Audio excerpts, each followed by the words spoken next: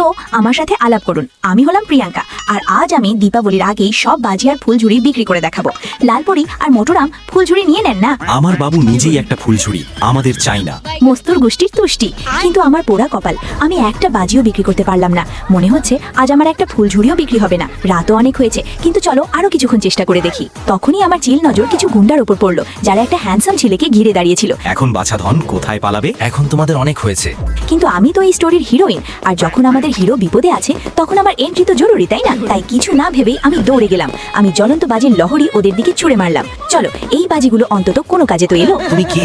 আগে এখান থেকে চলো। আরে ইয়ার, তুমি এমন মূর্তির মতো দাঁড়িয়ে আছো কেন? এই ছেলেটাকে আমাদেরই বাঁচাতে হবে। আসলে এই মেয়েটা কে যে আমাদের জন্য এই গুন্ডাদের সাথে লড়ে গেল? আমি তো অতটাও হ্যান্ডসাম নই যে কেউ আমার জন্য লড়বে। নিশ্চয়ই কোনো ব্যাপার আছে। আরে নিজের প্রশংসা বন্ধ করো আর জলদি পালাও। অবশেষে বাড়ি পৌঁছে গেলাম। দাদাজি, আজ আমি একজনের প্রাণ বাঁচিয়েছি, তো আমার প্রশংসা তো পাওয়ার কথা। আমার মেয়ে খুব মহৎ কাজ করেছে।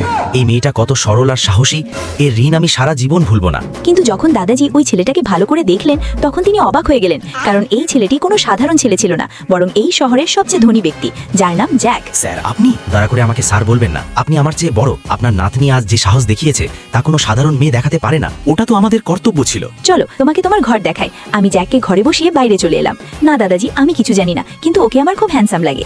মা আমার, নিজেকে একটু কন্ট্রোল করো।